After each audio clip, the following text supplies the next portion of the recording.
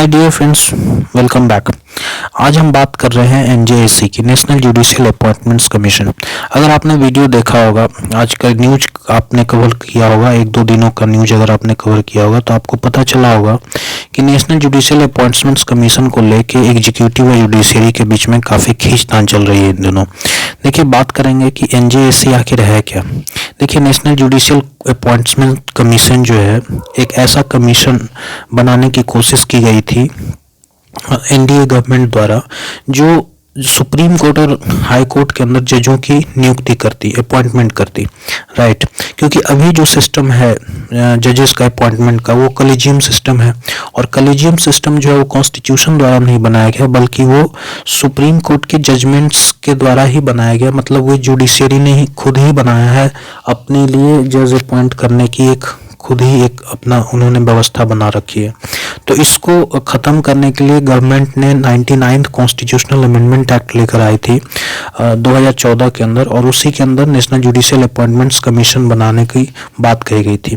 देखिए, national judicial appointments commission act आई 2014 के अंदर, लेकिन समस्या ये हुई कि सुप्रीम कोर्ट ने एनजेएससी एक्ट को 2014 के अंदर स्ट्रक डाउन कर दिया, इसको अनकॉन्स्टिट्यूशनल करार दिया, और ये फिर एनजेएससी बन नहीं पाया। तो आखिर क्या वजह थी जिसके कारण national judicial appointments commission act को सुप्रीम कोर्ट के द्वारा अनकॉन्स्टिट्यूशनल करार दिया गया? चलिए देखते हैं इशूज क्या था एनजेएससी के साथ। नेशनल जुडिशियल अपॉइंटमेंट्स कमीशन के साथ ऐसी क्या समस्याएं थीं जिसको सुप्रीम कोर्ट ने गलत माना, और इसलिए एनजेएससी एक्ट और 99th कॉन्स्टिट्यूशनल अमेंडमेंट एक्ट को अनकॉन्स्टिट्यूशनल बताते हुए उसको निरस्त कर दिया। पहला प्रॉब्लम जो था वो ये था इवन मेंबर बॉडी। एनजेएससी जो है ना, वो एक इवन मेंबर बॉडी बनाने की बात कही गई थी। इवन मतलब 6 मेंबर बॉडी। देखिए, यहाँ पर आप देख पा रहे होंगे चीफ जस्टिस ऑफ इंडिया और 2 सीनियर मोस्ट जजेस सुप्रीम कोर्ट के। तो 3 मेंबर ये हो गए जो जुडिशरी से जुड़े हुए होंगे। एक यूनियन लॉ मिनिस्टर होंगे, चौथा मेंबर जो होगा यूनियन लॉ मिनिस्टर होगा, और 2 इमिनेंट पर्सन होंगे। तो 4 + 2 6 मेंबर बॉडी हो गया।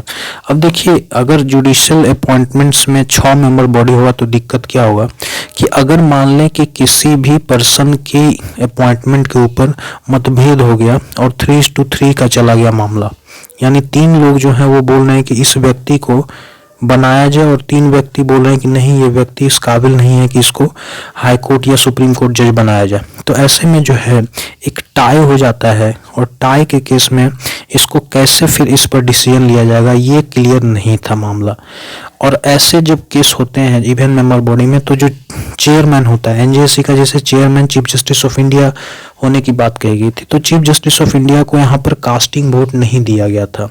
कास्टिंग वोट का मतलब होता है, जैसे कि इसका बेस्ट एग्जांपल आपको लोकसभा में मिलेगा। जो स्पीकर होते हैं वो अगर 2 वोट बराबर, यस और नो का वोट बराबर हो जाए, तो स्पीकर के पास ये पावर होती है कास्टिंग वोट डालने की। मतलब जब टाई हो जाए वोट, तो वो फिर अपना वोट डाल के किसी भी तरफ फैसला ले सकते हैं। लेकिन यहाँ पर सीजेआई को चूंकि कास्टिंग वोट का पावर नहीं दिया गया, तो अगर टाई हो जाता, मान लो किसी मुद्दे को लेके, किसी व्यक्ति के अपॉइंटमेंट को लेके, तो फिर क्या फैसला निकलता, इस बात को लेके एनजेएससी एक्ट के अंदर ना ही कुछ बात कहेगी और ना ही 99th कॉन्स्टिट्यूशनल अमेंडमेंट एक्ट के अंदर कोई बात कहेगी। देखिए, दूसरा प्रॉब्लम क्या है? दूसरा प्रॉब्लम है ये जो इमिनेंट पर्सन्स हैं, जैसा कि आप इस स्लाइड के अंदर देख सकते हैं। यहाँ पर लिखा गया 2 सीनियर मोस्ट जज होंगे चीफ जस्टिस ऑफ इंडिया के अलावा, और 2 इमिनेंट पर्सन होंगे।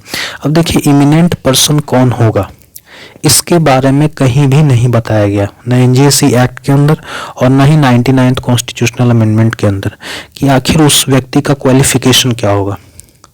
यहाँ तक कि ये भी नहीं कहा गया कि वो जुडिशरी से या कानून से या कॉन्स्टिट्यूशन से जुड़ा हुआ व्यक्ति होगा भी या नहीं होगा।